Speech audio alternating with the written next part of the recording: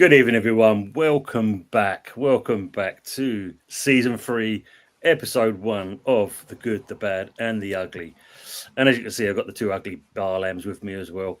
Good evening, Fuzzy, and good evening, Anthony. How are we, gents? Doing better than my TV at the moment. Bloody What have you dead. done? It looks a bit dark in there, I must admit. Trying to get through the settings on this thing to fix it up. Oh, he's changed the font, hasn't getting he? there. Let's get the He's changed the Spurs font. having their arses handed to them by PSG. I told you first, don't ever subscribe to Pornhub. It has an effect on your font on your telly. Yeah, you've got to verify yourself these days, apparently. Yeah. Well, I don't know. I don't know. I don't have you. I don't know. So the news says, mate. Anyway, that's what I've heard. Anyway. Oh, right. Okay. As always, let's start off with the great people in the chat with us, and obviously, it's good evening to Pepsi. Evening, he's saying to everyone.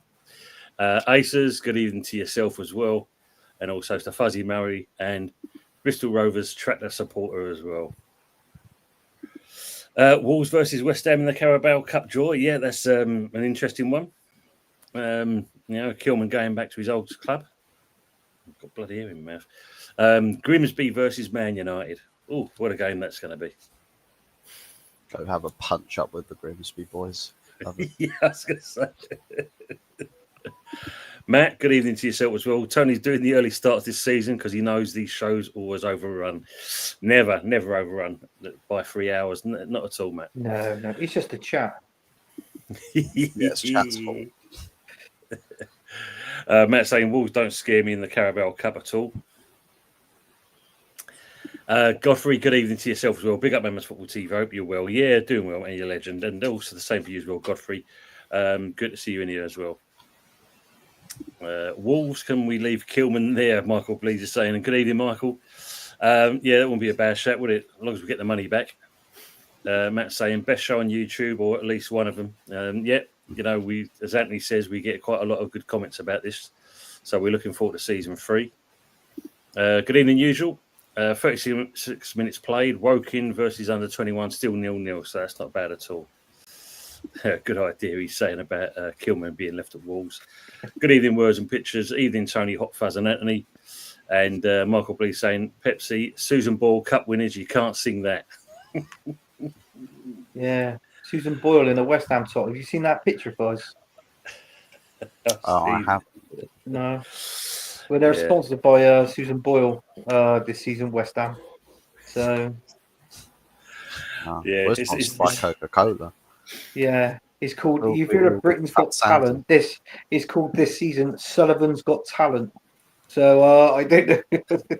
Sullivan's got fuck all. You mean that's what he's? Well, that's it. McManus, good evening to yourself. Great to see you on here. Hope you're keeping well, mate, and everything's going well with you and the family. And he's saying here, big up to all of you, even the Bristol Rovers fan. Oh, I just want to say, big up to McManus. That is actually the name of his old show. Is no longer McManus Gaming. Yeah, the name of the show is changed. It's now called McManus Knitting. So he does nothing but knit on a show. So people, if you like your knitting, get subscribing to McManus. Does he drop across just halfway through the show, does he? Oh, across stitch. Just spice it up a little bit. Yeah, spice it up a little bit. Yeah, that's what he does too. Aces is saying Sullivan suspended supporters club buses to Sunderland on Saturday. Man, this where does this When is it gonna end? Mate, it's never ended. I mean, if you look at it, I'm sure. Because not being funny, tonight is the launch of Aliens Earth. No doubt we'll see Sullivan on there, Jim Radcliffe and Daniel Levy all on that program because they're fucking idiots. Man. Stephanie, good evening to yourself. Yo, Fuzzy. And she's saying she's missed you, buddy. Yeah, Susan Ball Sports. And obviously she's saying also, to us and Anthony as well. Who else, Stephanie? Ah, look at that. Miss you too, Steph. Good to see you. Yeah, I wonder if you put that comment if a certain individual comes in the comments tonight. Oh, Yeah, blocked there and then, basically.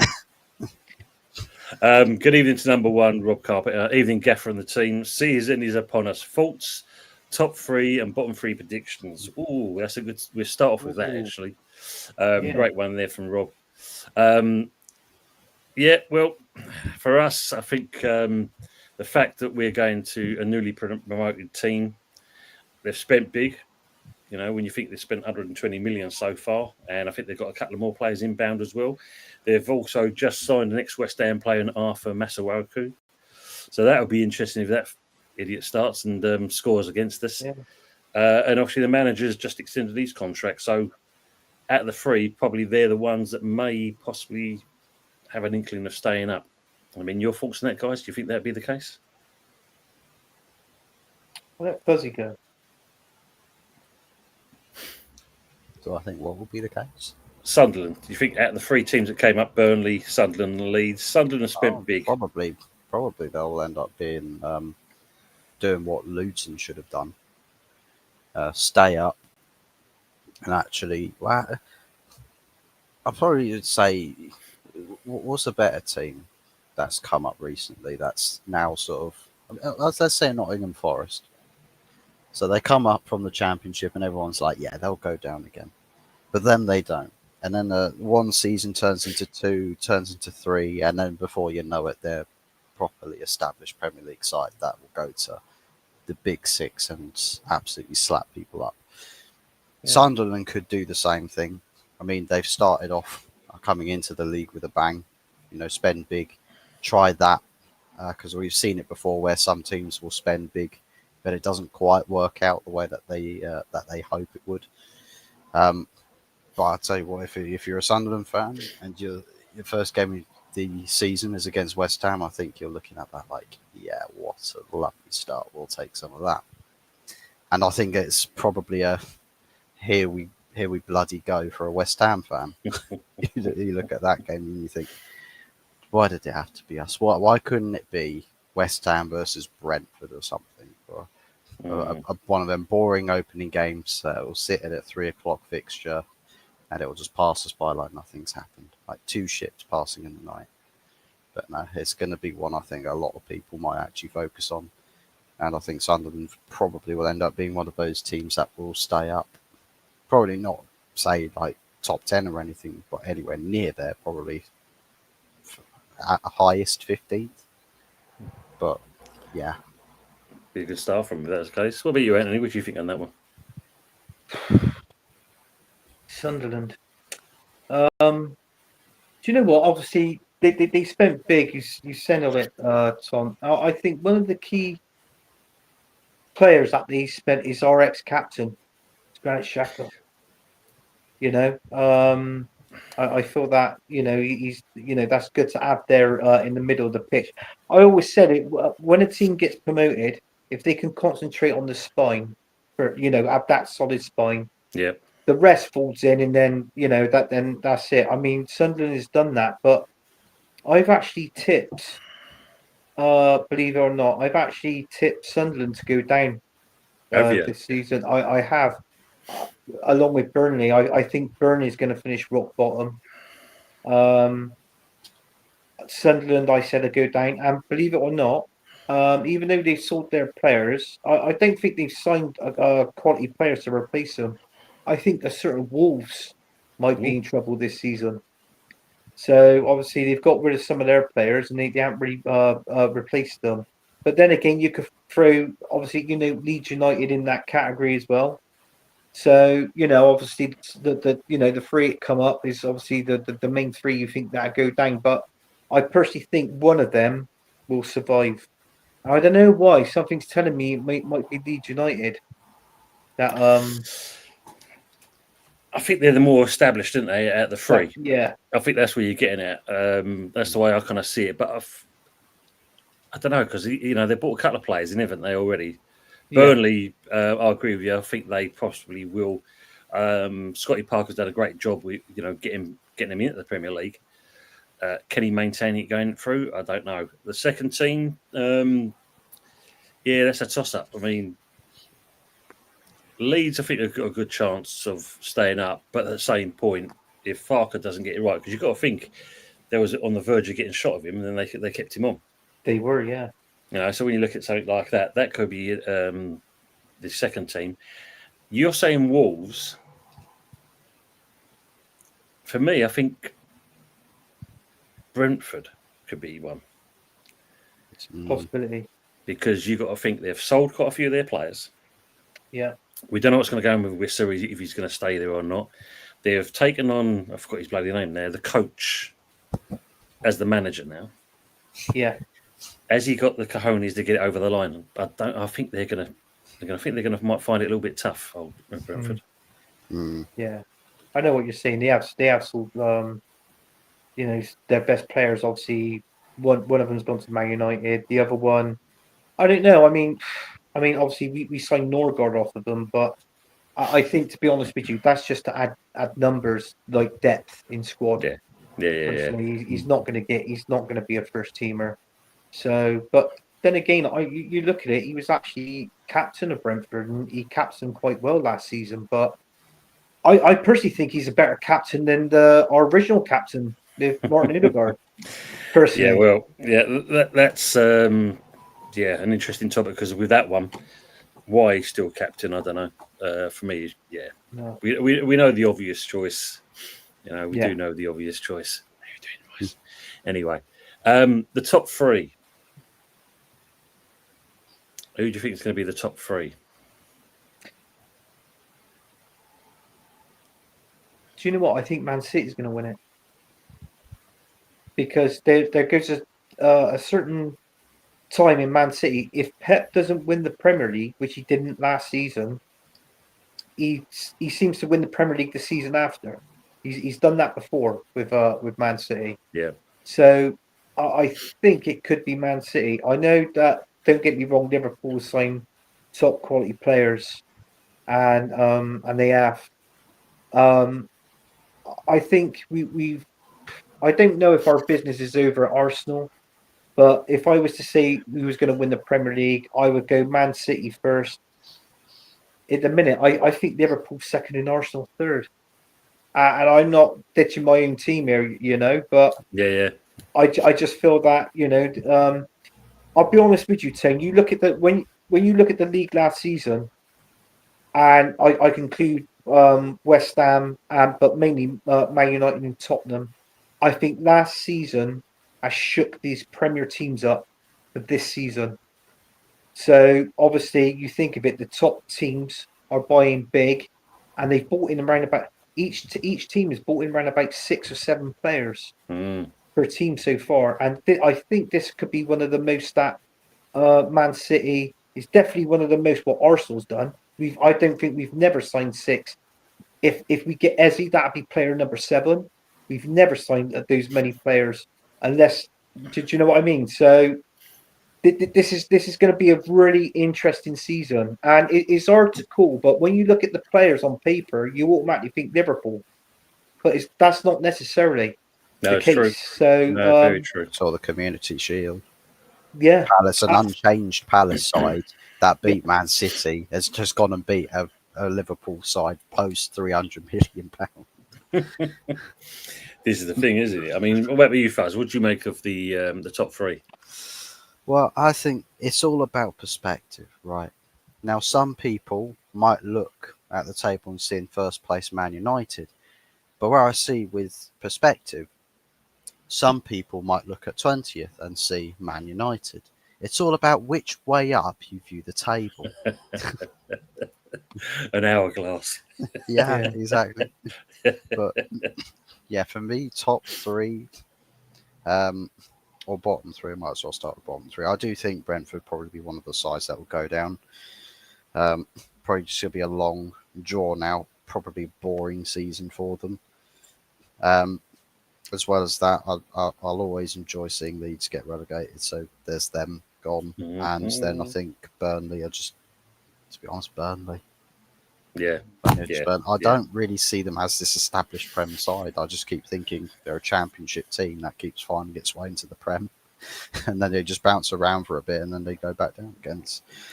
Good shout. So I think Sunderland will probably be the one that escapes that relegation. But I do think Everton, their pre-season, the way they've started, has been quite poor. So I think they look like they might encounter struggles this season. I don't know what it's going to be like for West Ham in the Prem. Pre-season has looked, ups and downs. So yeah, I think it'll be interesting. I'd imagine you guys might, with Graham Potter, I don't think he's a terrible coach. I think he's actually right. He can string performances together. He can put together a game plan that's capable of beating more established teams. So I just think it's a patience thing with Potter. But as much as I would like to say, West Ham definitely out of trouble, I still think they might be looming around about the relegation zone. But I just don't think quite enough to be in the relegation zone. For us, I think it's our midfield. The one thing that's kind of coming out of this is our midfield seems to be at the moment our weakest point. So it'd be interesting. Yeah. I think top three. I think it's the Premier League doing the countdowns until when the season starts with the Twitter posts, and where third place I can't remember which I think Chelsea was the one that they used for third place, and everyone was like, I beg for number 2 you use Arsenal, please. I beg. Even Domino's is going on this, so they've already cast it's just like top 4 is a trophy. Well, now second place is a trophy. Is the new fourth place is a trophy.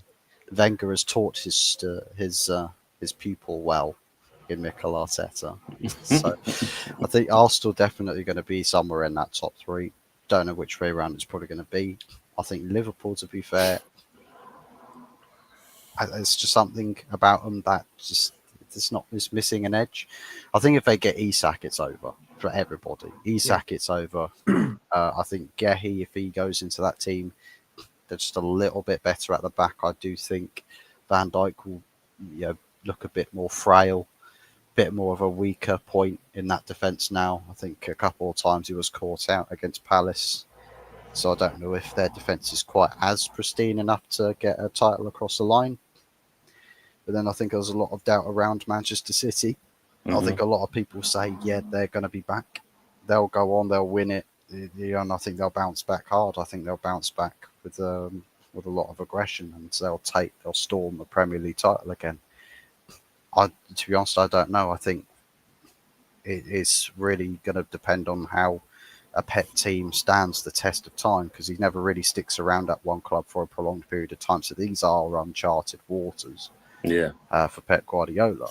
So he's sort of going into this with a little bit of blind faith, and hoping that the acquisitions he's going to have is enough to rejuvenate the City team to be not just a title challenger, but a title dominator. And if they're linked with Donnarumma as a goalkeeping replacement to Ederson, they've just signed Trafford, so that's their backup sorted as well. And then, of course, if this Rodrigo stuff happens with Savinho potentially going to Spurs, I think that could be a massive kick towards the title. So I think, same as Anthony, top 3, Man City, Liverpool, Arsenal. Just don't know which. Well, I know definitely Arsenal can't be number 1. Just can't. It's just against the laws of nature. But at this moment in time, in whichever order with those 3 clubs, I think Chelsea probably will jump into that top 3 a couple of times this season. But I think come match week 38, I think they'll probably fall away just before the final hurdle. Well, I'm going to throw a bit of an spanner in the works here. So I think Liverpool just edge it for me. I think they're still going to be top. City, as much as they've signed all them players, as you said, he's got to get a tune out of them. And the fact that they only signed Savinho, was it last year, and already he's being offloaded, possibly at the Spurs. I mean, that is, I don't know, that's mad, because that kid could rip up trees, and yet he's surplus to requirements. I don't get that. Really don't get it. So I think City will finish second. For me, the dark horse in that is Chelsea. So I do believe he has bought well in what he's bought. He's bought young players in. He's bought energy in. He's bought obviously development in that respect. So I think they will nick the third spot. And unfortunately, I think Arsenal will just fall by the wayside and finish up fourth. Yeah. I think as much as he signed all these players, the biggest problem you're going to have, and we're going to talk about your game coming up, is you're going to see, and the media splashes all over the place, and that's going to be the fight between Sesko and Gyökeres, who's going to be the better signing. And I think that's for Gyökeres, I think there's a lot of weight on his shoulders going into this season because he's got a lot to live up for.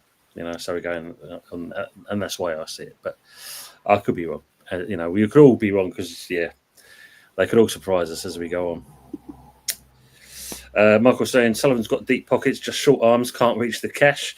Well, Michael, as you know, the people that used to be like that was the Cairns, wasn't it? Short arms, long pockets, and we was quite a rich club back in them days. Manus is laughing at your knitting kind of comment. Matt saying Fuzzy waiting for Mr. Donna Cullen. Mr. Donna Cullen. Michael saying you guys doing the weekly predictions table this year? Yeah, we will do that again. We will do it slightly different, and we'll announce that next week because obviously you've got to talk to the format with the two boys. So we're going with that. We'll miss game week 1 though because Prem returns this weekend. It's very true. So we'll organise that. As you can see at the bottom there in the banner, you can see to join our FPL, use the code TAFYXT. And Anthony will be controlling that as always. So just keep an eye on the banner. If you're interested in signing up to it, and the link's there in the banner. So make sure you put yourself down. Matt saying Liverpool, Man City, Chelsea top 3, bottom 3, Wolves, Burnley and Everton. Yeah, because obviously they're moving it. They're going to play out their new stadium this season, Everton. Stephanie saying, obviously, if you haven't had the chance to, hop onto Fuzzy's channel, please, and give him a quick like and subscribe and a comment as always. Good evening, Colin. Good evening, you wonderful gentlemen. Tony, Fuzzy, Anthony. Nice to see you guys tonight. Same with you as Colin. I hope everything's well. Big up, Colin. Pepsi's going with 11-2 West Ham to go down. It's worth a punt. Anything that makes money, I suppose. McManus is saying, question for Tony. If you end up in a relegation battle this season, do you break the emergency glass and bring in Big Sam in? There's a hotline dedicated to old Sam. Him, the stars, and Neil Warnock. We've got them two. We can easily go that way. Or David Moyes.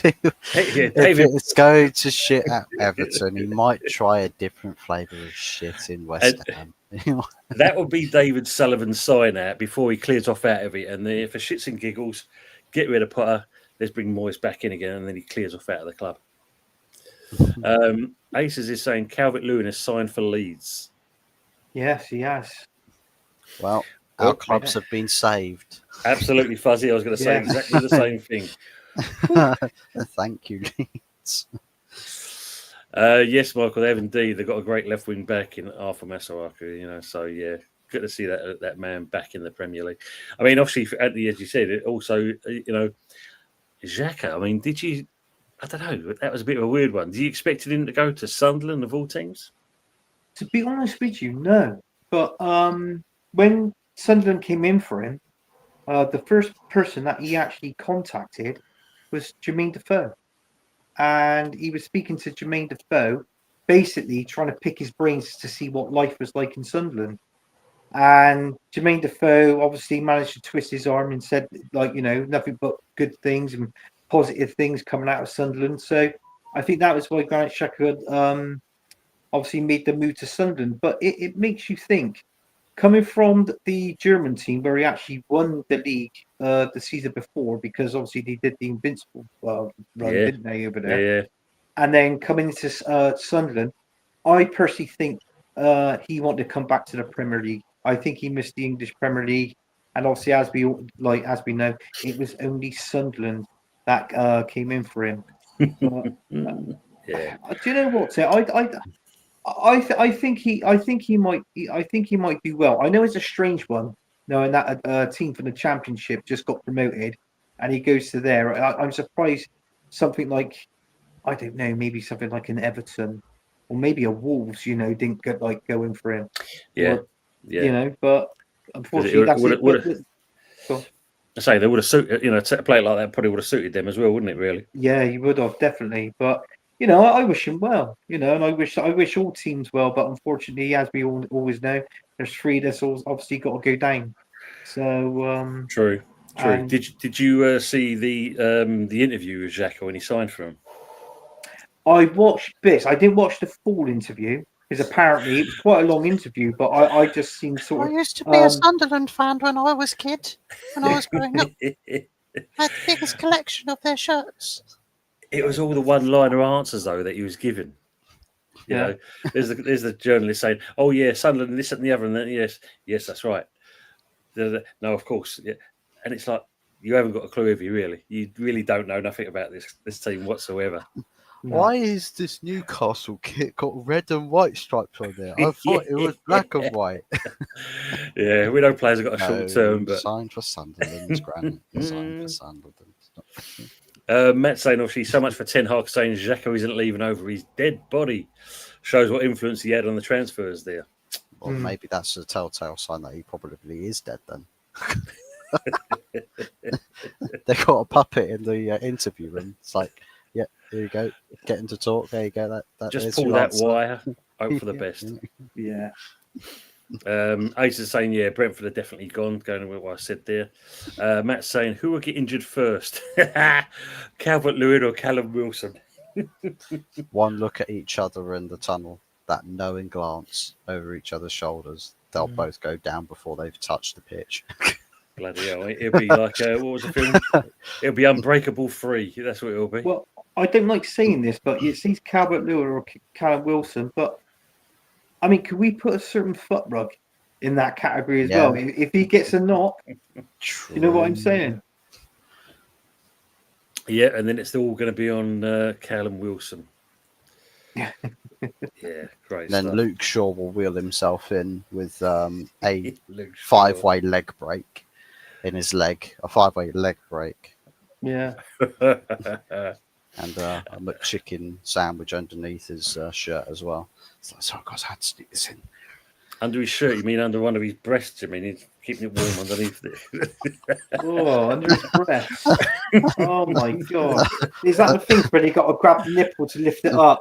And it's like sloth from the goon, isn't it? Instead of jumped it. When he runs, it's not Baywatch, it's Weight Watch.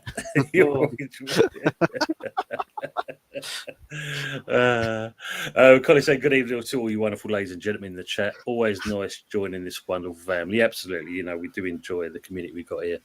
Michael saying Brentford could go. They lost obviously Frank Boemo as well, and now Wissa trying to get away from the team. Yeah. On that,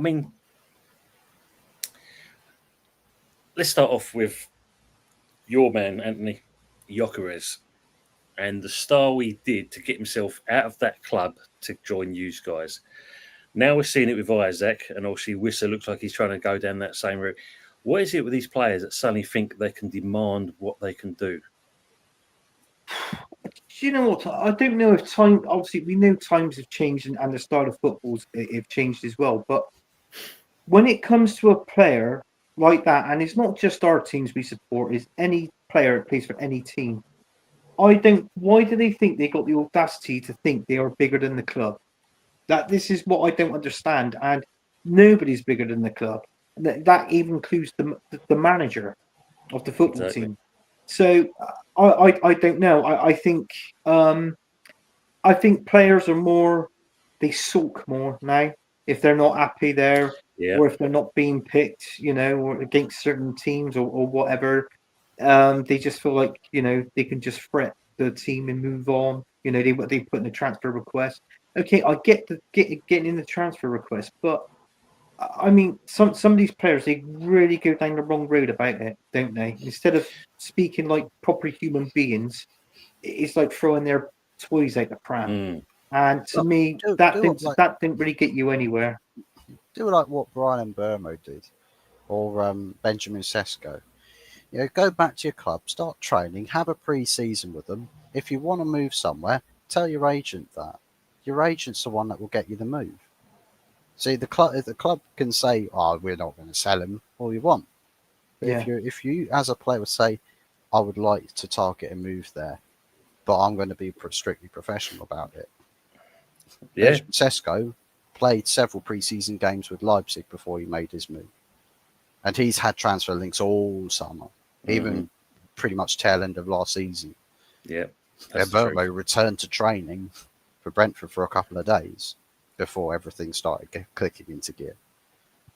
So there's ways in which players can and probably should handle things, because where clubs nowadays will analyze character of players. Absolutely. And if you take example Garnacho, the fact is that Chelsea were doing mental examinations on the guy.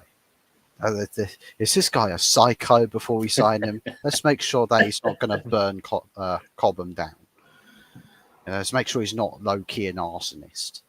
Let's see if he's fit mentally to sign for us. And it's like players should not really have to have anything quite like that. If you as a player want to move, get your agent on it. If your agent fails, you as a player can then analyze why didn't I get a move? Everything was on the table there, and he could say, well, club was just completely unreasonable, and you can just say to your club, well, if that's the case, then no contract extensions. I refuse to do any contract talks with you, and I will see out my contract and I will leave for free. Yeah, and that's the way it should be done. I'm still under contract here, so I'll still be playing for you. You just don't get any money from me if I leave. And that's kind of the way that certain players would be. But But I mean, for them sulking and just want to sit on the bench and the manager drops them, that's the worst thing that a player can do. Yeah. Even if you're like in the last year of your contract, just play, because the following season you ain't going to be playing for that team anyway unless they offer you a contract or if you want to leave. So do you know what I'm saying? So exactly. Yeah. Game time is very important for a player to get under his belt. Should do. I'm going to come back onto it. We were talking about this. Just going to catch up with some of the comments in the chat, and then we'll come back onto that. Good evening, Brendan. Evening, Ton, Anthony, Fuzzy in the chatters. Steffi's obviously saying again, big up to us, and she's dropped a like. Thank you very much, Steffi, as always. Would you take Rasmus from us as rumoured, and if so, how much? I think there is a rumour that Rasmus Højlund would, possibly could come this way. But the fee, I think, would be our problem. They want around about 30-40 million for him. Yeah, go on, Ton. Hijack that AC Milan deal. Take him. Keep him in the Prem. Yeah. So that would be 30p. 30p, but Sullivan put his hand so far deep into his pocket and pulled out a 10 pence. Did that do? That'd be about right. That would be about right for that. But yeah, I think if you look at it, we'll probably knowing him, we go low ball, 25-27 million, and hope for the best. Instead of 10 pence, I know it's quite a low offer. How about this though? 10 pence and the spare button that I found in the bottom of the same pocket. Yeah, add that to your woes. That would be. Is that Sullivan's button? Is that Sullivan's button? No, maybe infiltrated Spurs' training ground and stole the button off of Donna Cullen's jacket. And because Donna didn't have a jacket with 2 buttons anymore, she only had 1 button. Daniel Levy sacked her for it. It's like that was what he was doing. He was showing a bit. Now we know. We know. Yeah. Aces is saying about the top 3: Liverpool, Chelsea, City, and Arsenal. So yeah, he put Chelsea a second on that one. Michael Blees is saying top 3 are City, Paul, and Chelsea. See. Usual saying that Fresh is saying the usual. Good evening, Fresh. Usual suspect watching Woking versus the Academy match. Stephanie saying, Anthony, what? No West Ham and United in the top 3. Fresh for a long time. Yeah. Good evening, Stephen. Hope you will, mate. Good evening, people. Stephanie saying top 20 is defo on Fuzzy. Well, we'll definitely. Well, actually, knowing United, now you've set that target, they'll find a way to finish 21st. Yeah, no, yeah, exactly. Words of picture saying on Talksport, talking about relegation, Harry Redknapp said he's worried for us this season because of our squad, especially if Bowen gets injured. Even with Pep as manager, West Ham would struggle. Yeah, it's still worrying times. I mean, we still need to get a couple of players in, midfield especially, and another striker. They say Newcastle United will sell Isaac to Liverpool after they play each other on August the 25th. Yeah, That'd be very interesting. It's going to go on with that. that'd go right. That do you know what? If we're covering it, the last day of the transfer window, Hmm. this is when this move will be done. I think so. Yeah, I think they're going to Yeah. wait to the last knock-ins because if Newcastle can get some players in, because obviously, as we know, they have been struggling to get players. Yeah. Once they get a forward sorted out, yeah, I think we'll see something happen there. I think they just signed Thiago from AC Milan just to They prove have. to the world that see, this guy wanted to join us. See, all of you doomsayers, you naysayers, and all of the doubters, you haters, trying to shit on Newcastle. Our city's lovely. See, Thiago, tell them. Yeah, you suddenly see the floodgates open up, and all these players are going to come rushing through. Do you know, on the panelist desk, he's just sat there crying his eyes out. I was like, I held a gun to my head. I had no choice. Yeah, as he's doing the press conference, you see him keep looking over his shoulder, keep looking all the time, and that camera points over the fucking gun. Big up Eros, big up to the panel in the chat. He's saying there. Colin's saying, well, guys, I say Burnley, Wolves, and Brentford and Leeds, and sometimes there could be a surprise team getting relegated. His top five are Man City, Chelsea, Liverpool, then Arsenal, Aston Villa battling for fourth spot. Ooh. Aston Villa have been quiet this summer. I can't lie. I've not really heard much come out from their camp. Yes. Yeah, I think they bought a couple of players at the beginning, and then also it went all definitely silent over there, isn't it? I mean, obviously, old Jacobs, it looks like he's obviously possibly Newcastle bound, isn't he? So there could be another one for him. Sean... I was thinking of John McGinn. If they went for John McGinn, they'll be like, yeah, I see, we're close to home. Yeah. Got to the top of the away section, look over slightly to your right, you'll see the Scottish border. You could probably wave to your family in the house.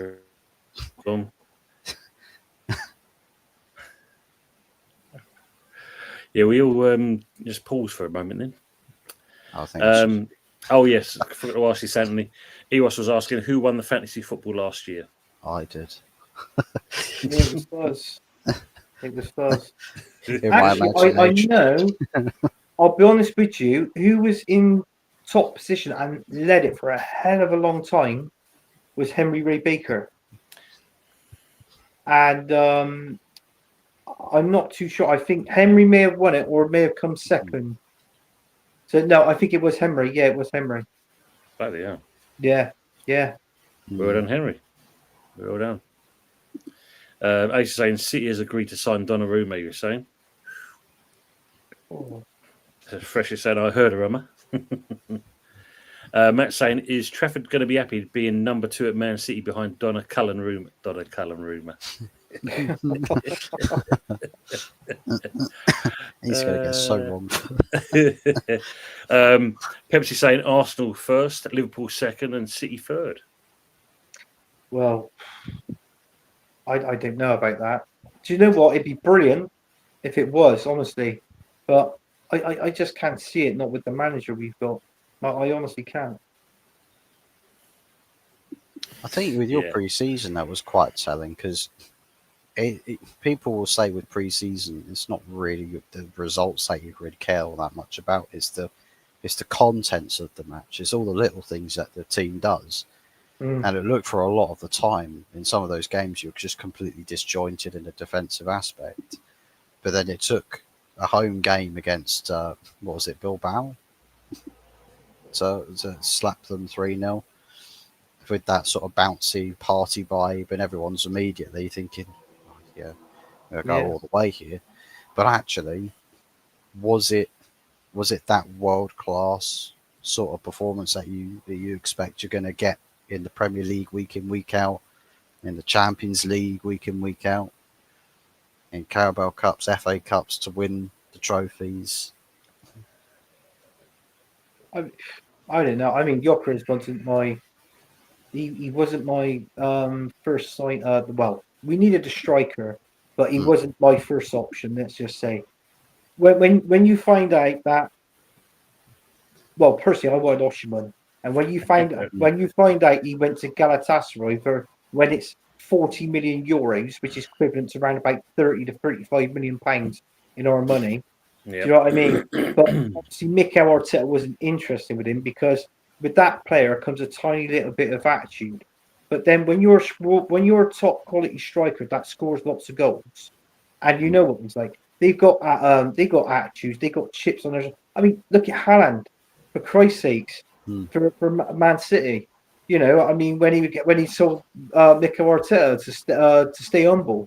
You know, and the other things that he was doing as well, he was saying. So, do you know what I mean?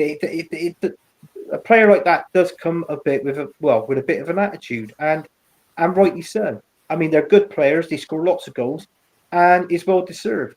But Mikel Arteta is like what I said, cannot manage these sort of players.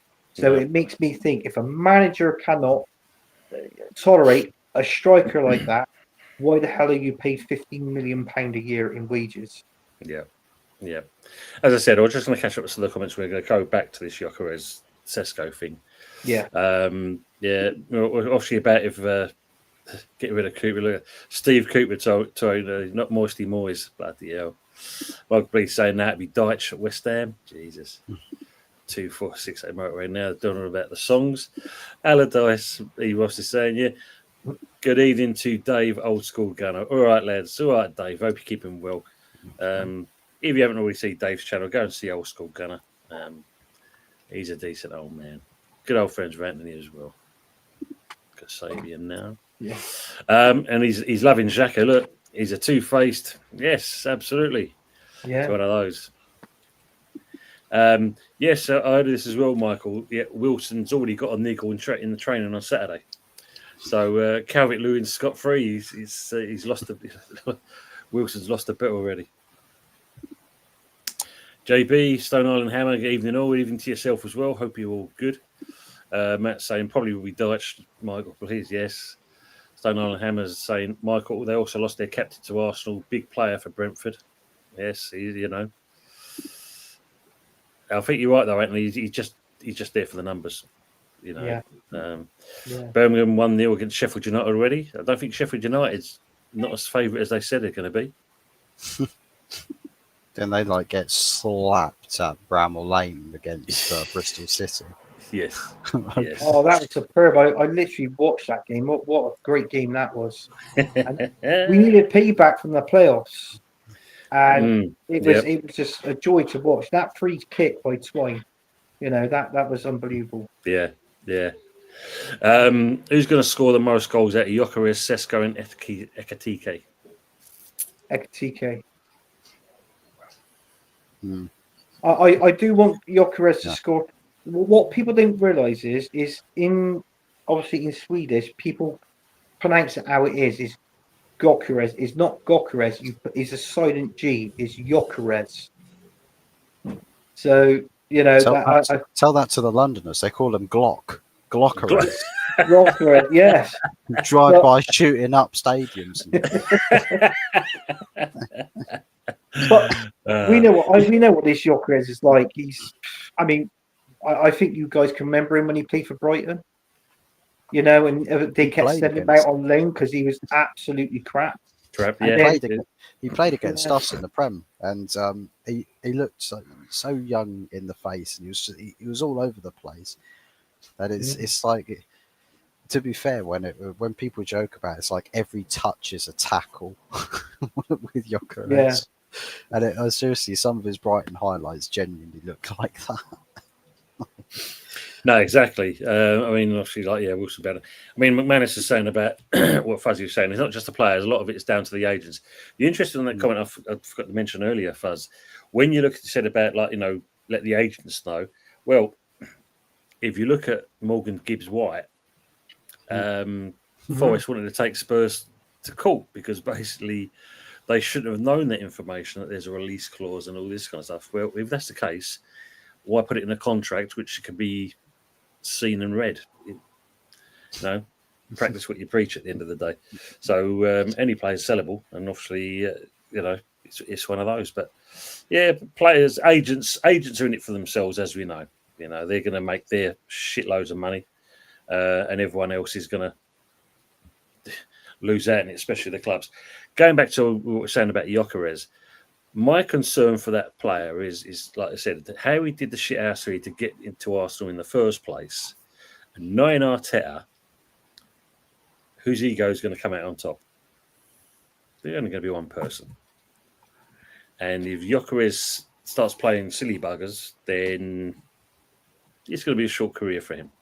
I think it will be, because it just seems like what Mikel Arteta wants is what Mikel Arteta gets, But I mean, you look at it. There was already bit of a falling out between Mikel Arteta and our director Berta. Obviously, Berta winning, signing Gyökeres, but Mikel Arteta wanted Sesko. Mm-hmm. So this is the problem. Obviously, we're going to see. It's like what I said on Sunday's show, Tone. I said it's going to be between all eyes are going to be on them two.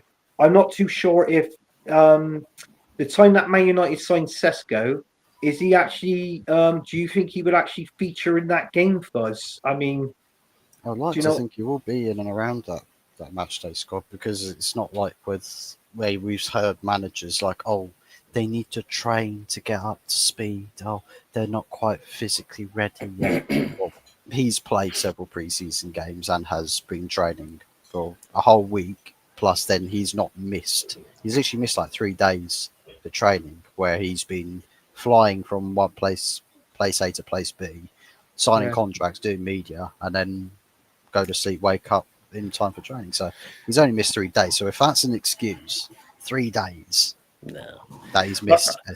I'm with you, Faz. I think because if you look at he's signed in time to be eligible for the game anyway, for one. Yeah. So he'll be all right for that point. And I think it's a no-brainer. Amarin's got a feature in focal point. You could put Mbermo and Ahmed on the right-hand side. Your two focal point up top, who's actually fairly good with his link-up play. And, Gunnar on the left, Dorgu on the left wing-back position. Spam crosses into a gigantic 6'5" giant who, to be fair, he's got a Ronaldo-esque leap to him. Like, he hovers in the air at ludicrous heights. And then on top of that, if you want your attack to stay quite, I think Xerxes also in training, so I think he'll be quite soon before he's fully fit to start games as well. So Xerxes, he can come on in place of Gyökeres, and if he's Sesko, imagine that he goes and puts on Narcissus like psych. If he replaces Sesko at some point in the game, it changes the dynamic slightly. We know what he can do in the number 9 position with Xerxes. And I think the sort of abilities of all of the front three, but then also the 2 midfielders, one of them being Bruno, I think there's a feeling that there might be that rotation between 5 players can play in sort of 4 to 5 different positions and sort of keep the opposition sort of guessing with what that setup is, what the structure is. I think given that we've seen quite a few times in pre-season that there's a lot of emphasis on how direct the team is in its transition. I think the idea of playing possession as the big fundamental, I think, is taking a little bit of a backseat now that we've got some very potent attackers, a completely new front three. Like the zero players from last season starting up top for us this season. So that's going to be an interesting thing to see with I think it's going to be a completely different season from last year. I think they've got no choice in the matter; it has to be. And I think they've got some decent players in. So just bring me Baleba and trust yeah, me. Bring me Baleba. Very high pressing, carrier of the ball, driven, great look for a pass, and can do all the bulldog work off the ball as well. Get him in. Yeah, you should smash it up. Good evening, Daz. Hope you're keeping well, mate. If you look at the bottom of the banner, if you still Daz, the link for the FPL is in there as well, and I will put it in the comments after the end of this as well. Hope you're keeping well, Daz. Matt said, we don't want Hoyland or Raheem Sterling. No, that's for sure. Stone Island Hammer saying, Tony still takes the piss what Antonio said about loyalty. The club supported him and offered him a deal, apparently 40k a week for a season, plus bonuses. He wanted more, turned it down, and that's called loyalty. Yeah, I did hear because of the accidents he's had. What's it, 3, 4 he's had? He's literally basically uninsurable. So West Ham paid his wages while he was on the road to recovery. And then, of course, it come down to talking about the contracts. And yes, I did hear about this thing. They offered him a contract. He wanted more. And don't get me wrong, players are only in for a short period of time. But, yeah, players can't dictate at the end of the day. He's 35, 40k a week. If you're saying loyalty there, when you think about it, that's what he's taking the piss out of there then is the fans. As much as he's been a good servant for the club, when you're kind of wanting more money, Anthony, put it this way, you're a bit older than 35 these days, but 40k a week, a season plus bonuses, would you accept that, or would you just turn it down? I think it depends. I mean, who are we on about? Antonio, yeah. Antonio, yeah. I think for the standard of what Antonio is, I think that's reasonable. And if it was me in that position, I would most probably take that 40k a week because you're still playing games, you're still earning a wage. Do you know what I mean? So yeah, I would take that. Yeah. But I'm better, so I want more.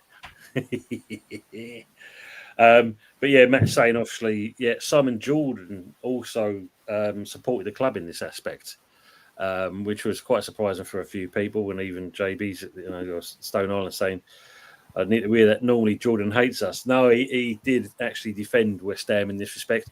Not be favourite. Craig Dawson kind of said something about it as well, and of course we were talking about the Fernandez thing because that got rejected. And the club looking for more money. But yeah, at the end of the day, for that age, he ain't going to get he's not guaranteed first team football. 40k a week? Well, exactly. And it's not like a championship team is coming in for him, is it? So do you know what I mean? So I'd rather, if it meant staying at West Ham, parking my ass on that sub bench and getting paid 40 grand a week, I would take it. You know what I mean? Yeah. It's a no-brainer in that respect. Yeah. As Matt's saying, Jordan ripped into Antonio regarding that. Villa will have a massive job. Ramsey size hole if he does leave. Yeah, it's true, Matt. They want to keep hold of him, don't they? But player wants to move on. Can't believe can't hold on to a player. I think people are after Rodgers as well.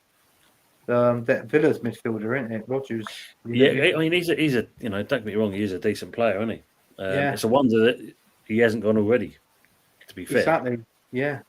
So, I think there was a couple of teams that was after him.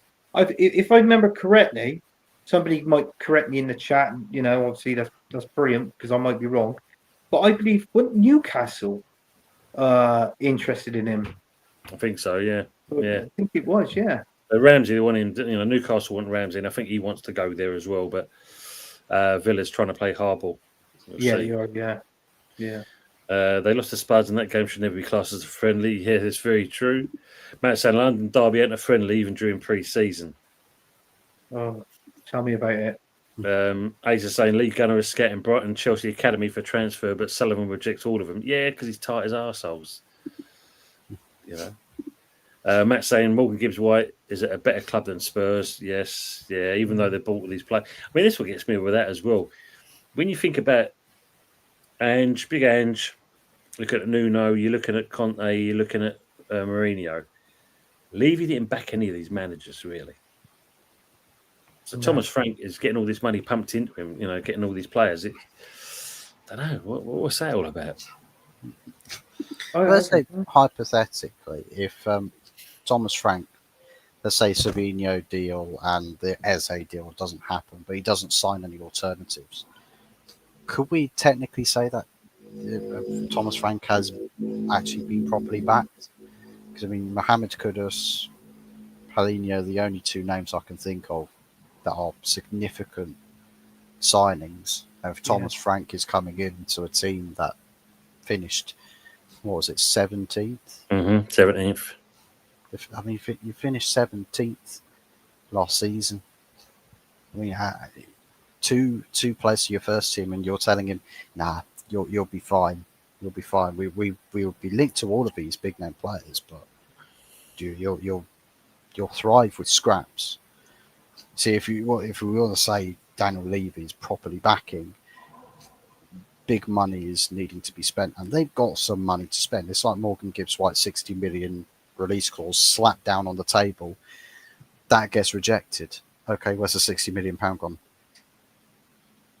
You've got that to spend. It's right there, cold hard cash. And not only that, you look like you were happy to spend big after £60 million as well. So where's that money gone now? Yeah. Well, where's it gone? Yeah. Because that's something we can definitely say for West Ham and that, because obviously that was one thing that Sullivan put out straight away, even before the window opened. There is no money. We've got no money. We can't spend. We have to sell to buy. And it's a case of Oldham. We've got our money from Sky. We've got our kind of, money from the competitions and stuff like this. We've kind of saved a fortune on the London Stadium and that, but we ain't got a pot to piss in, apparently. No. But trouble is, going back to Morgan Gibbs White, I think Forest was worried because you think of it, they lost one of their top players with Anthony Lagana, ex-Man United player. Yeah. And then was it Hudson-Odoi? I think somebody wanted him. I don't know. Did he? He didn't end up leaving. Did he? No, he's still there. He's still there. But this is what I was saying, because I was actually saying it. Obviously, I was saying it to Yeti as well a couple of weeks back. I said, the way you are now, I said, you've got to keep your best players and try and bring in some more talent. I said, because the problem that Forest has got, if you ain't going to bring in at least another 4, maybe 5 players this season, and you're in Europe as well, I said that escalates. I said that where it's going to be affected is going to be in the Premier League. Obviously. Yeah. So I mean, I think there were signs that they were absolutely worried, because they haven't really done. They've done not bad business, have they? But I think there is players something like 18, 20 mil Forest, but they didn't really go to the depth of that. But listen, I think these players that they've got for like 20 mil Forest, I think if they come on leaps and bounds, top teams might be after these players that's come in, and you're going to have to bid something like 60, 80 million for them. Yeah. You know what I mean? So I don't know if you see us yesterday. I mean, we put in for the Southampton midfielder Fernandez. We put a 30 million bid in, got rejected. Scored a bang of a goal last night as well, funny enough. And of course, they made him vice captain just to try and tie him down. But they're looking anywhere between the region of 40 to 50 million for a player that's now playing in the Championship. That's ridiculous, Tom. That I could tell you now is my team is Bristol City. The average player now in the Championship, well, the dearest player in the Championship, is now valued anywhere between 25 to 30 million. I mean, you look at Delat for Chelsea, when they say, do you know what I mean? When they bought him off of Ipswich, how much is that for? About 30 mil? 30 million, wasn't it? Yeah. So there you go. So I mean, with Southampton wanting that, but then again, this is what we were talking about with the players. I mean, that could have quite easily have turned his head and said, well, hang on, I got a chance to go to West Ham here on better wages, play in the Premier League. Hang on, I'm just going to be like anybody, anybody else, and just throw my toys out the bloody pram. Exactly. And I think he's actually kind of come out today and said he wants to get out. Yeah. So will we go back in again? It'll be interesting to see if we will. And then it won't be 40 mil though. No, I don't think it will be. Maybe, if we go 35, plus £1, do an Arsenal thing. Do You a never know, Wenger, mate. yeah. Do a Yeah, you Wenger. never know, mate. You never know. Never know. We'll see. Colin's saying here, Tony McContics have told me we're looking at a young player at Brighton, Facundo Bonanotti. I looked him up, young, and he's a talented player. So, obviously, Macaulay and Potter going back to their old club. If it's a decent player and it's taking one for the future, let's go. Brendan saying he was great at Leicester last year, Colin, but Fresh has already said he's been loaned out already to Leicester. Yeah. Colin said also the same concept of mine, so we're looking at Balovic. That's the one, and Dobrik. But do you know that Balovic? Apparently, I heard that he's left Juventus and he's on a free. This David is Sullivan, sign him up now. Sullivan, get on that. I think he's still under contract. It's just Because I thought he could, because I thought he could go for free because they signed Jonathan David, didn't they, Juventus?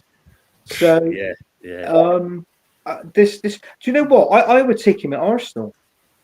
I seriously, I would take him at Arsenal, because I'm sure wasn't you? You was linked up with him at one point. I'm sure you was linked up with him. We was linked up with him. I think it was about I think it was the season where he left Fiorentina, and went to Juventus. I mean, we wanted him as well. I think it was in a region of like 50 mil or something like that, 55 million. Yeah, because of. Sorry, mate. Yeah, but I mean. I'll be honest with you, it didn't work out at Juventus. And Jonathan David, in all fairness, I would have took him on the free. And also, he was on West Ham's radar as well, Jonathan David. Yeah. That would have been a fantastic signing for you, team. I mean, again, we was hoping that was going to be the case, but he wanted more. And obviously we couldn't offer that. What quite interesting about the Vlahovic one was the fact that he had quite a few Arsenal channels. Yeah, it's a done deal. He's on his way. Yeah. He's on his way to the Emirates. He's coming. Yeah, like fuck he was. You know what I mean? Pep's saying just a suggestion for the predictions this season: a weekly winner, total up the weekly wins in a season. Yeah, could do that as well. That's an added benefit to it. Yeah, that would make it interesting. Yeah, another thing to go on top. Who won that last season, by the way? It was your son. Oh, sorry, yes. Yeah, well. Do you not give him a trophy? Yeah, he's dead. So I had the postman came through the letter and it said it was a letter from Tom. Congratulations, Anthony, for winning the bloody the bloody football prediction. Here, have a fucking IOU. I was like, what the fuck's this? Did you get the other one? And that I learned from Jez. It's in the post. Oh, it's in the post, yeah. Yeah, I don't know where, but it's floating around somewhere. In the post. It will come along. Big up to Adam Partridge. He says, big up, lads. I'm off Joshy J's channel. Big up to you, Adam. Hope you're keeping well. Thanks for coming in and that. If you haven't already, don't forget to give us a subscribe and also to HotFuzz44OG as well. Be very nice if you can help him out. And if you've got a channel, just let us know. We'll obviously follow back as well. Joshy J, is that the guy from Somerset? Yeah.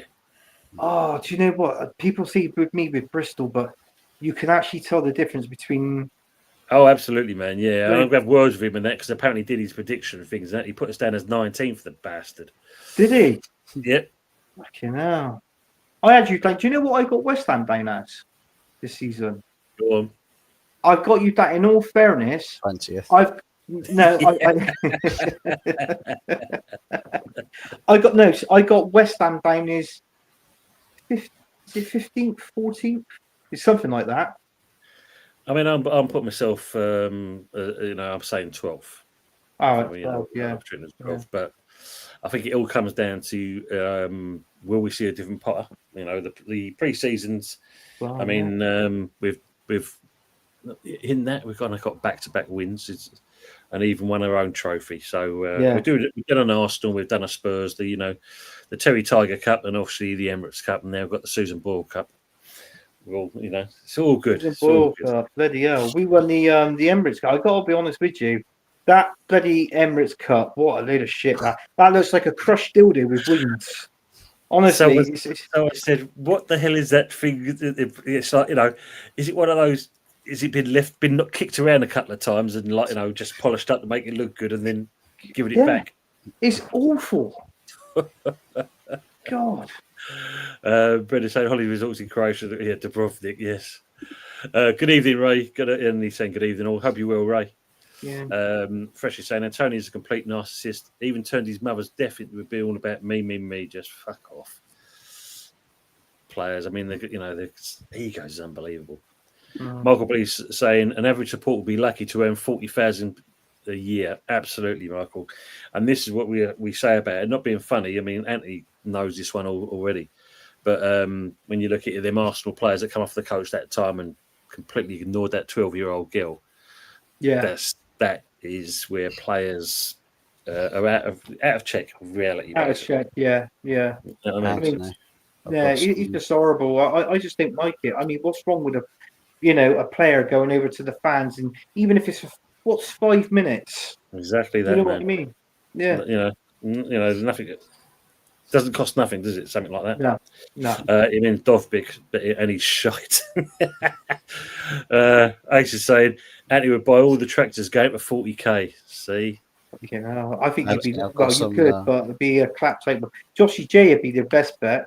They're the ones from Somerset. They're the ones that's into hardcore tractor porn down there. Oh, I know that, but yeah. Just sit there, Fuzzy. Yes. You got Spurs might be onto their second trophy. What's the score? Yeah, that's 1-0 at the moment. 1-0. Bloody hell. If that's the case, Anthony, you're not going to live it down in North London, that's for sure. No, that's right. I was saying, Fuzzy, you can just see Anthony and Joshy J meeting up on the M5 and that and sharing tractor porn. George, you're having a bloody laugh on. I've been having messages. Bristol City was in the Carabao Cup last night. Who did they knock out? MK Dons. Who messaged me to say meet up after the game? I'm serious. I'm Luca. Yes. And you know what I did? I got rid of my fucking ticket because I thought, no, I ain't going. Sorry, Luca, if you're watching, but flogged it there and then. Yeah, I'll make a couple of quid out of this. Fuck that, going there. Yeah, we'll see fresh. Yeah, you wanted to do a bloody vlog after the game outside the stadium with me. I was like, what? Oh, he's got the old, the GoPro ready to go with you, and the gimbal. Yeah. Do all that business with you. Yeah, but I can't wait to get to MK Dons Stadium. Whenever we got them or anywhere, I'll go there and I'll say what Lucas said about Bristol City Stadium. He said it wasn't that great. I said, wasn't that great? I said, did you actually go there? He said, yeah. I said, it's a 27,000 capacity. I said it could be even more. We could build up, we could build out on that one as well. And he said, right, oh, all right then. So yeah, I get what you're saying. So it is a good stadium. I did really think, and I thought, Luca, just stop. You should say to him, I'll what address do I send the spade so you can bury yourself with it? Yeah. Ace is saying Sullivan is doing Alf Garnett title get for money. Yeah, and 100%. Well, that's more fucking Steptoe and Son. Sure it that is. one. West Good Ham. evening to the better half of the Herberts. Good evening, Richard. Evening, lads. Yeah. Hope you're all keeping well. Episode 1 and a new season. Fuzz still got the same curtains and still not shaved. And Tony dreaming of finishing in the top half.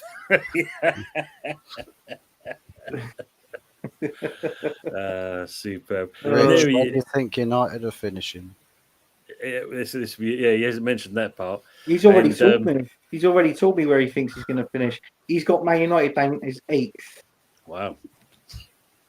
And good evening to the cousin Wurzel Herbert. Up the Rovers, he's going. Up the Rovers. Oh, for fuck's sake, I hate the Rovers. Up the City, that's up right. Up the City. That's right. Colin's saying Spurs might have this money because I'm hearing Dubai and Saudis are interested in buying the club. Well, the interesting thing about, which is Amanda Staveley and co, they were supposed to be, sorting out buying Spurs, but that's all died a death as well. Just like the American owners taking over us as well. But I think it might hinge on the Golds trying to sell Ann Summers because they are in shit street with that at the moment. Well, that's because Fuzzy hasn't been putting in his order, has he, for him and Donna? So, Fuzz, come on, put your Get your orders in, and let's give West Ham some of the money here. Yeah, you know the problem what it is, Anthony. You know, poor old Donna Cullen didn't understand that when you elope, you're supposed to take the other person with you, not go on your own. You'll go on your own, yeah. That's where the problem lies, kind of thing. You know. No, I just gave her a black doll. It's like, that's me. I'm with you. Not really. I ran. It's got one of them kind of tape recorders. Pull this string. Yeah. I think the last thing Fuzzy bought her was the hand soup. It was a dildo on the wall. You had to go like this to get the soap out of the hand.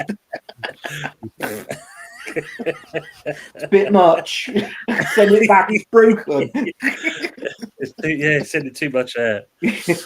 Race evening. Sort out the midfield. Yeah, that's the one thing we definitely need. Sort out our midfield.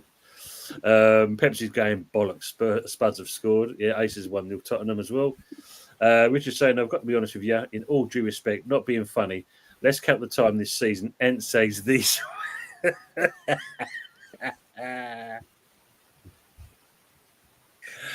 You got to love your brother, mate, I tell you. Oh, he has. Yeah. I tried to get him sort of like just come on one show, and he still won't. But he used to come on loads of shows with me when I did the Premier League weekend show. He was always there. Yes, why is he not doing it? I don't know. He should come on. Do you know what? If you send a link for Sunday, yeah, I'll forward in the link, and then we'll see if he'll come on Sunday. Yeah, sure, absolutely. Yeah, Michael, please set up my fucking God. Spuds won the lap. Matt saying, "Come on, PSG." Pepsi saying, "PSG," or is it PSV? Yes, indeed. Big up to the real one himself. Views on sports. Big up, sir. Hope you're doing well. Views. Good to see you. And if you make sure, as always, go and give this man a like, share, and subscribe as well. And Views, if you're available on the Sunday, good to get you back on the Sunday Night Takeaway with Anthony and obviously Jez to put your penny for a fin, especially if you're going to be on the losing streak come the weekend. But yeah, good to see that part. Always good. Matt saying the streets of Tottenham are going to go wild if Spurs win tonight. Yeah, we wouldn't hear the end of that one. PSG, I think Pepsi's saying there. They're not playing like PSG, Matt. Yeah, because they did do well the last time, did they? So, bit of a pattern going on there. Michael's saying if they win, Frank's got more trophies than Arteta is in one game. This is true. Thomas the Frank engine. He's going somewhere. Yeah. I swear to God, expressions when he went and did that in front of Thomas Frank, it's like Thomas and Frank and Junior, choo-choo. And Thomas and Frank and Mickey Van der Ven were sat there just like, oh no. How did he get in? Expressions is the best, man. Matt saying also about the game. It's early days though. Pepsi thinks can change. They could do. Pepsi says they'll be coming out the manhole covers in time. What was that? That was the old mutants living. Was it Futurama? Where they're living under the drain covers. Man, Matt saying Ronald McDonald West Ham takeover.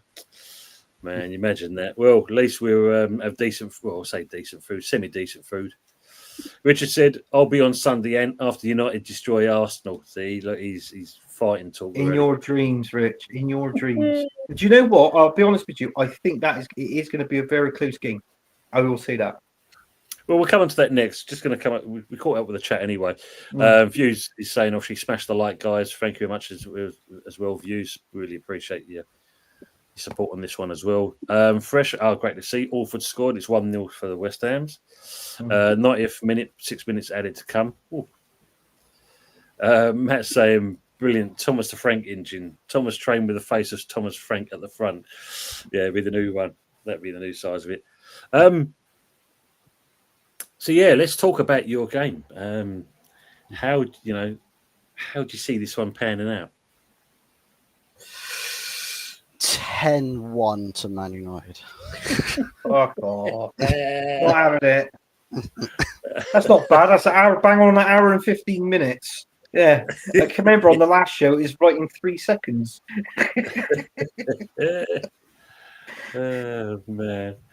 Let's have a look now. Can we see what's that? Let me have a look at matches coming up.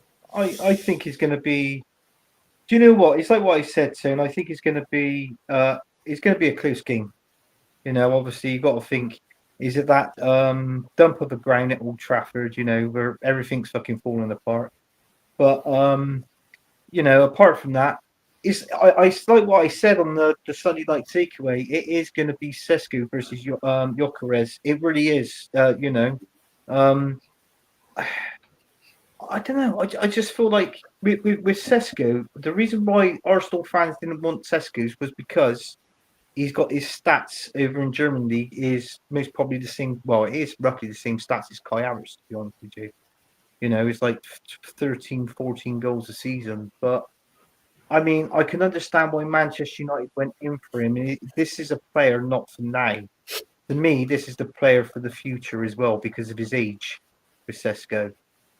So he's going to be he is going to be a player to watch. Obviously in the near future. But the way things are going at the minute,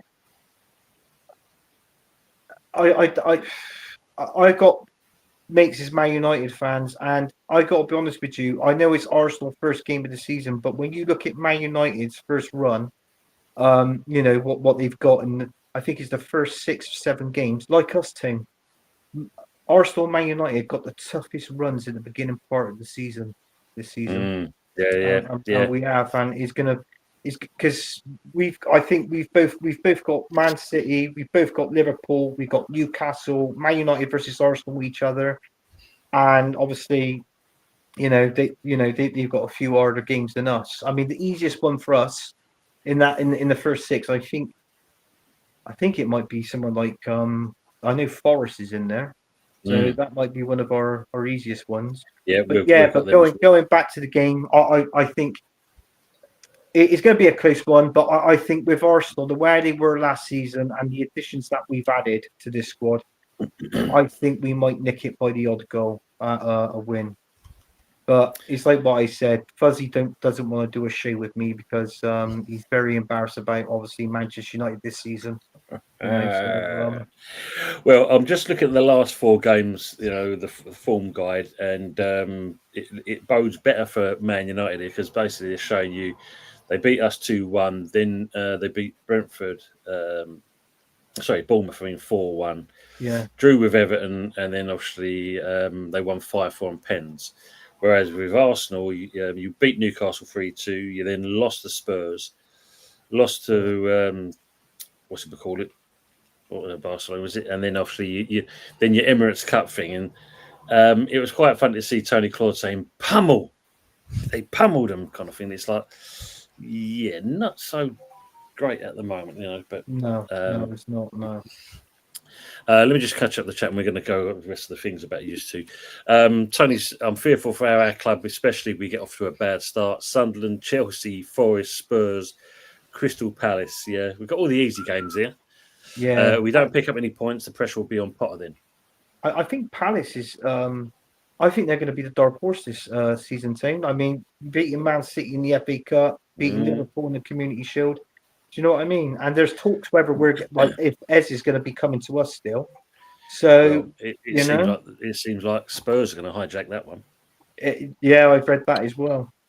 I mean, the interesting thing going on with Palace is the fact that Glasner is a little bit upset with the board because the players he wants to get hold of and that they are literally dragging their heels, and it could be the case of this European thing they're trying to get through, get pushed through, and of course they didn't get the news they wanted to hear, did they, the other day? Yeah. Quite disappointed by it, and rightly so, because when you win it on merit like they did,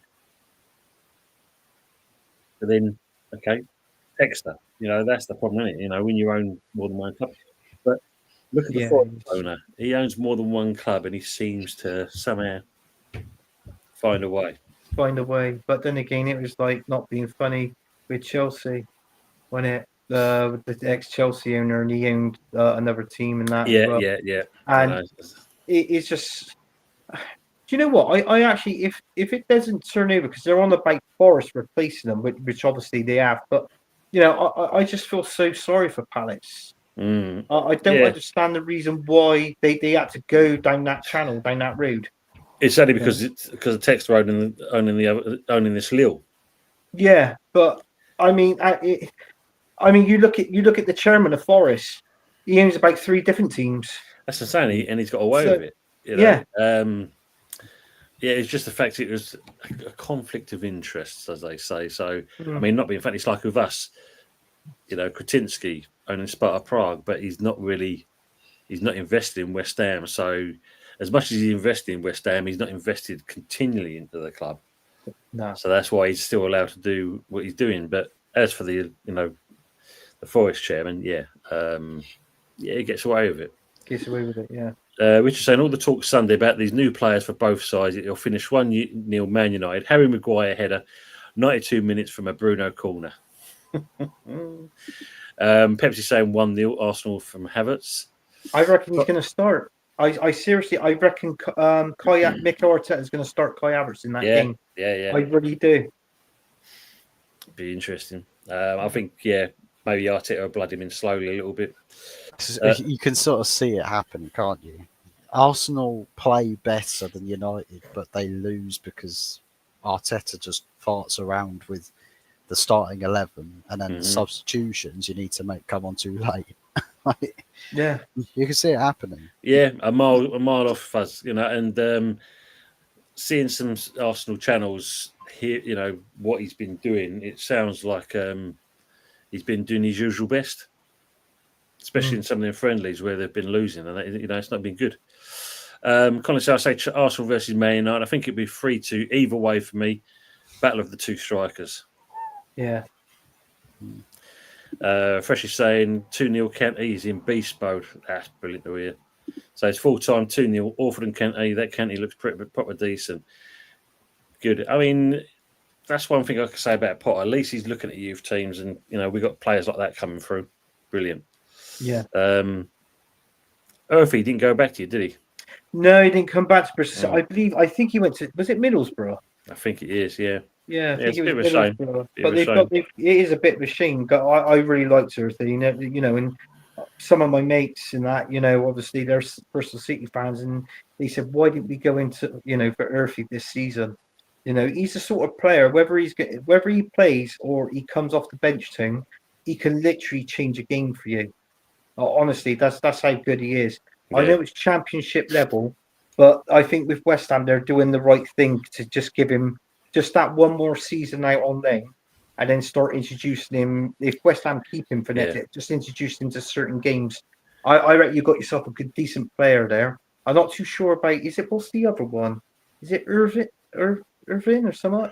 Oh, we got Andy Irvin and that. I mean, do you blow hot and cold on him, or? I haven't really seen enough of him. He's asked. He wants to do well. Yeah. I kind of think that one team's coming with him and they'll take like 2 million. We've told them to piss off. We ain't going with that. Yeah. But unfortunately, I don't think he's going to get the game time. So really, if you're not going to get the game time with most players, like even Man United, Arsenal, what's the point of staying if your game time's limited? Jog on and we find something else. Yeah. I mean, the one for us is we're hoping to see is Freddie Potts. Potts, I was just about to bring up Potts. Because he went to Wickham, he smashed it there. Portsmouth absolutely smashed it there. Yeah, and he's featured in quite a few, in the friendlies.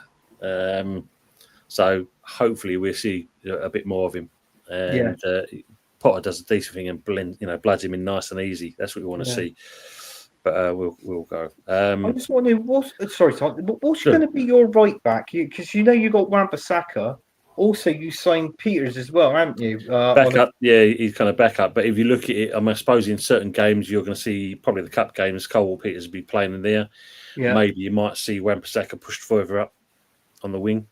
Yeah. So that could mean that depending if Krug and obviously Wilson don't get himself injured, you can see Bowen going up top. Yeah, true.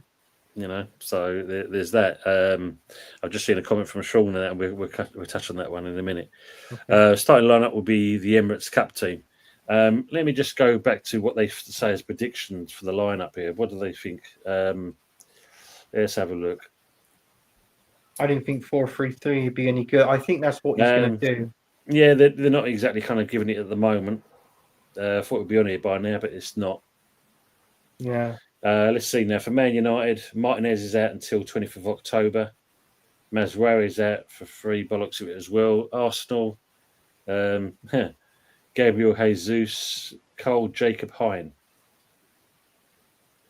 So they're your kind of injury. The ones are crocs for you That's guys. that goalkeeper. Yeah, he didn't get a snip in the team. So Yeah. that's fine.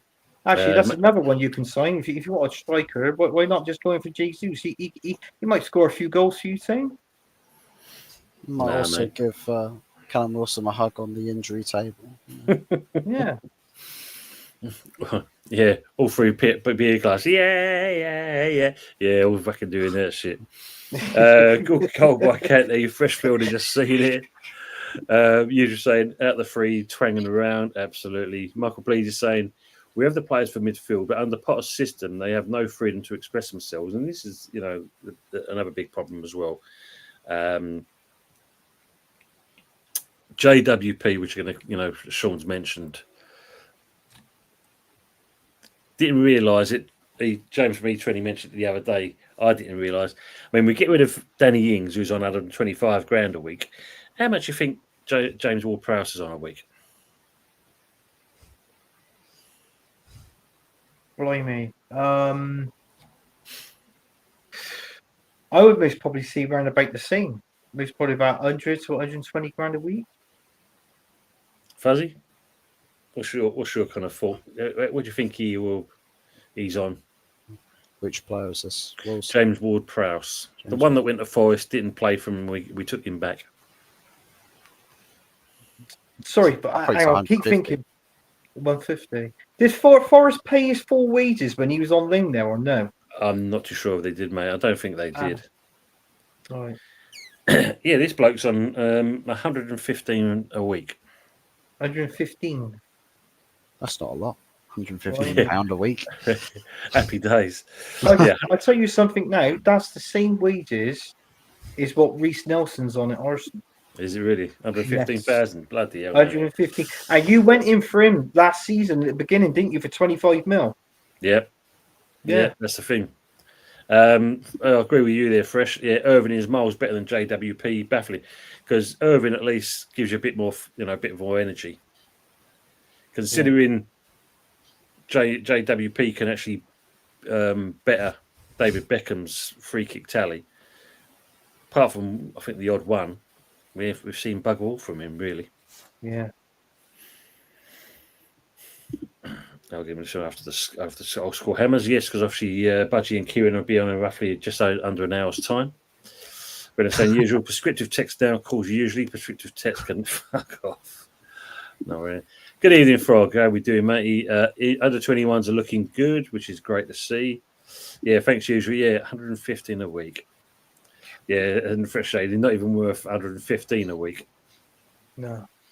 That's where it kind of lies. Let's have a quick look at your match facts between you two. The most common result of matches between Man United and Arsenal when Man United is playing at home is 1-0. 7 matches have ended with this result. So as you said, Anthony, it's going to be a tight game. Yeah.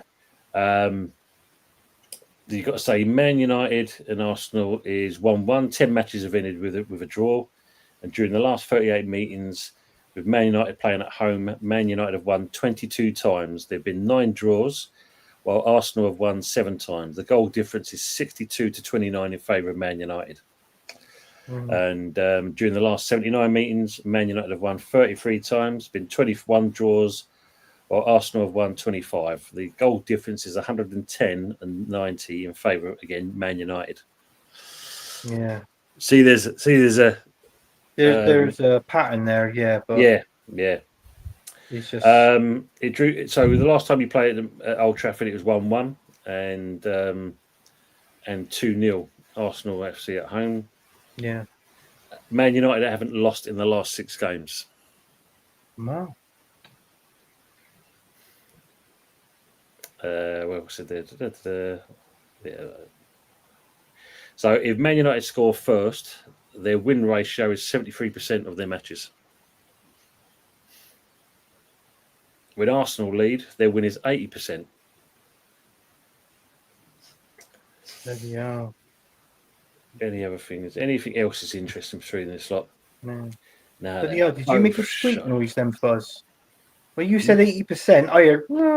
I was like, he's panicking already. He's worrying already. But if United score first and Yeah. it gets to half time with United in the lead, statistically, we've never lost from that position, ever. No. But I hope we're not winning when the half time whistle goes out. So, looking at the overview, based on the last 5 years we're available, you've had 10 wins for United. There's been 7 draws and Arsenal winning 12 times.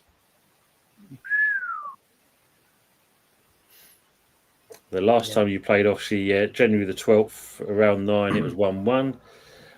December the 4th of December, Arsenal won 2-0. 28th of July, Arsenal won 2-1. And on the 12th of May, Man United lost 1-0 to Arsenal. So, Yeah. interesting. It's going to be and especially, to be honest with you, Tone, I know we're going away at Old Trafford, but Man United first game of the season as well. Do you know what I mean? And it always takes that first couple of games to get yourself into a rhythm. So it's like what I said with this one. This one will be good.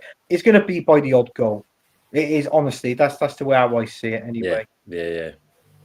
It's the old school, isn't it? The old school derby, basically used to, isn't it? Yeah. Maybe Amarin's just going to have the edge on this one, possibly. Mm.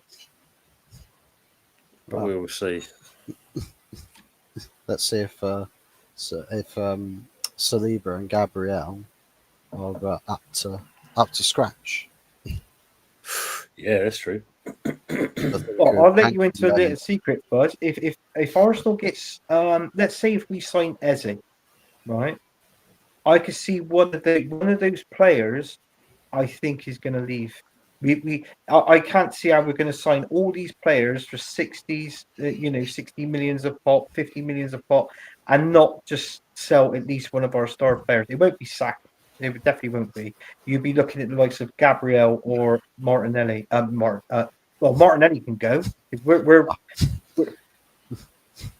weak out on that left. With Martinelli and Trossard, and I think Saliba. I think either Saliba or Gabriel. I personally think one of them might have to go just to with the books. Yeah. On high wages, these players. Well, Gabriel and Saliba got to watch out. There's Van der Ven and Christian Romero are both goal scorers tonight. Yeah. As Michael Blees says, we will be wrapping it up shortly in that because our first show we're going to start off with a quiet one for a change. Michael saying, "Night all, my predictions are draws all round and Spuds have gone 2-0 up." Wow. Well, Gateshead 3, 2 up. Newcastle only 12, just hit the crossbar 2. And get Donnarumma back, PSG. Get him back in the team. Frog saying, "I didn't realise that we on average get 10,000 more per match at the London Stadium than Man City." Yeah. Man City's is a dead place. The empty ad. To the empty, as they call it. Yeah. Michael, as always, thanks for being with us. Look forward to seeing you. Don't forget, people. Obviously, yes, the Old School Hammers will be on at 10 o'clock, and then obviously me and Budgie will be back tomorrow night for the West Ham review. So we look forward to seeing you guys then. Frog saying, "Night, Michael Blees, have a good one," and usual saying, "Truro beat the Scummers 3-2." Joshy J will be happy.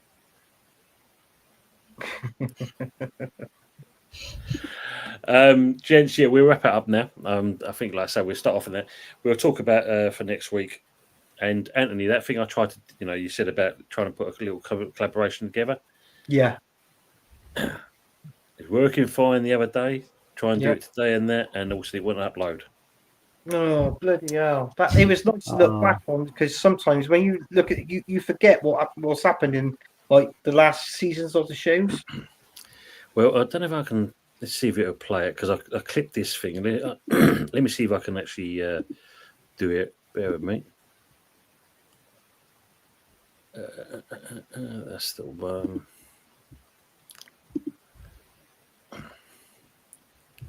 Let me see if it'll play. And this is a bit I clipped. Oh, they seem to spit, is it? The coffee, The sensational coffee. coffee. Over the screen. Is it that one? Yeah.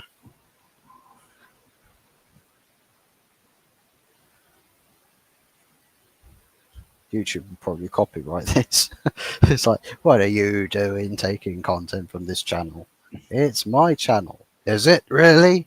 Is it? Is it? Man.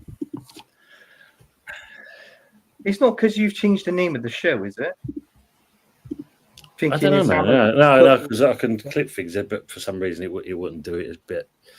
Yeah, I've had to kind of try and trim things. They only get all kind of working out, and then suddenly, yesterday, what a ball. So, gents, yes, episode 1, season 3. Great to have you back. It's good to get this show up and running again. People in the chat, don't forget, if you are going to sign up to the FPL, like I said, it's at the bottom there. We'll put it in the chat description after this as well. Anthony will be controlling it, and find your weird and wonderful names to call yourselves in that fantasy Premier League. We've got a few funny names in there. So it should be good, isn't it? Honestly, there's a couple that you think like maybe it could be reported, but they haven't, so they're still in the league. They're still with you, basically. They're still moving around. But all I want to say is, Tim, do you know what? See, with this show is today, because we was at. Is this going to be the starting time for every week at 7:30, or? Probably will be, but we'll talk about that. We can negotiate that side of things. Just let us know, these two. Anyway. No, that's fine. I'm as long as I know I'm happy. Unfortunately, I will say one thing, lads. I will not be on next week's show because I'm away on holiday. Have you got one of those Apple tag things? No. Because you need to buy one of them and put it in your fucking caravan. You know exactly where to go so you don't get fucking lost. Oh, fuck me. Yeah. Hopefully, no, this one should be fine. I know my whereabouts on this one, where we're going. So, are you sure? I am positive, sure. Well, if not, I can actually jump on the show for a bit and just wander around for a while, can't I? Until I actually find it. So, it's deja vu. It's deja vu. I can't forget that when we were on the Man United agenda, and I turned around Fuzz, and I went there, and I'm looking, I'm thinking, where's my fucking caravan? And I'm looking around, I'm thinking, I went on the wrong campsite, didn't I? My campsite was like a mile down the bloody road. Nicholas Blackmore is saying Herbert. Hey, Nicky Blackmore. Yes, good to see you on there as well. Mm-hmm. Fuzzy, are you doing a pre-match show for the game? Probably Friday we will do. Definitely try and pen that in for Friday, and perhaps we'll get Anthony onto that one as a season opener. We'll have a 9-round boxing match. See how long we can go before we gas out and all of that. Tom can be the referee, the Stuart Armstrong. Cheers. From WWE and all of that. Brilliant show, yeah. Dude, where's my caravan?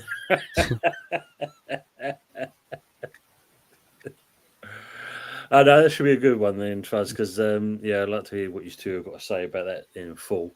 Just send me the link, Fuzz. I'll jump on. Is it like Friday or whenever it is you're going to do it, sort of thing? Friday night, probably about 8 o'clock-ish start time. Go for an hour. Go for an hour. Yeah.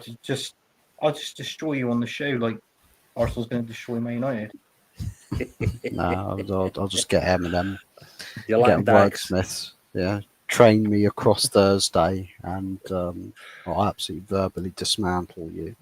There'll be such dismantling that Anthony's tears is what will cause flooding at Old Trafford instead of rainwater. I'll have to call off the matches. We must calm the Herbert now. Actually, it's Wednesday. I think I might even though I'm away, even if I could just jump on for like half hour or 45 minutes or something like that. If we win, I guarantee you I'll be on. I'll just give Fuzzy the shit and then you can enjoy the show. If we lose, fuck it, I'm not coming on. Yeah, Frog said, yeah, like Dags. And Sean was saying, yeah, like Dags. I've missed Harry in the chat. He always says he's seen something in a car. Well, he had his birthday yesterday and that, so if it was an eventful one, he's probably still kind of hanging out of his ass. Yes. Yeah. Yeah, subtly put, Fuzz, yes, but more than likely, yes, more than likely. And Nicholas saying United 3-1 there, so it's we like that. We like that, Nicholas. More of that. No, more of that. No. Ain't happening. So yeah, people in the chat, thanks for being with us for the opening of season 3. We'll obviously look forward to seeing you next time. There you go. Yeah, Harry's working on a masterpiece. The Frog's saying, there you go. So thanks for the update on that one as well. Yeah. Like I said, tomorrow night, me and Budgie will be starting at 8 o'clock for the West Ham review. And then obviously all goes well. Sunday, we'll be back for the Sunday night takeaway. It will be an interesting one. And will people face the music? That's going to be the question. That'll be the question. Well, yeah, I'm in for that one, ain't I? Obviously, because I'm going away on Monday. I'm doing a Monday to a Friday. So, yeah. So, obviously, Man United versus Arsenal. That's half 4, isn't it, Buzz? So, yeah, should be an interesting one. There you go. Harry's working on a masterpiece. So he's doing it in Portland stone, apparently. Thank you, Frog. Yeah. So it should come out all right. And Wurzel, Herbert is saying he's available next Wednesday as long as the Wi-Fi holds up. So there'll still be a Herbert in the house, which is good. He'd be trending. My brother Rich, he might be in there as well. Might be available to fill in the shoes of the great Herbert, as they say. Well, he could do. Let's see. I'll be most probably watching. Send me the link as well, because if he comes on, I'll give him some shit as well. So, as always. But last but not least, before we sign ourselves off, as always, we end off, as the three of us always say, for the greater good. For the HotFuzz. No, that's me. That's him over there. No, that's for the bald. Hey, that's what we're doing it now. I thought we was going to change that. We were going to go. It was from the bad to the bold, wasn't it? Not the good, the bad, and the ugly. For the bold. Frog says Wi-Fi, fucking yogurt cartons and string here. You mean you're up with technology, Frog? That's what you're trying to say. Yeah, absolutely. Yeah. Do you remember that film from that film Grown Ups with Adam Chandler and he did it with the plastic cups and the string, and there was that woman on there, and one of them was there, and she went into a cup, and I was like, "What's that?" Absolutely. Daz, good evening to yourself, mate. We're just signing off anyway, but great for you to turn up anyway. Good to see you. Fresh is saying, smashing pumpkins and skunk and Nancy for me tomorrow. Won't make the evening show. What a pee. No worries, but enjoy that. Skunk and Nancy. I ain't heard them for fucking ages. Yeah. Enjoy that, Sean. Enjoy it. And Frog saying fresh, that'll be banging. Yeah. Smashing pumpkins, that's Buzz's, but he gives them glory holes. That's what he's doing. My seal of approval of establishment. Look for glory holes. So we'll end off then for the greater holes. Good night, everyone. Enjoy the rest of the evening, and obviously we'll hopefully see you tomorrow. If not, enjoy the rest of your weekend. Take care, everyone, and good night.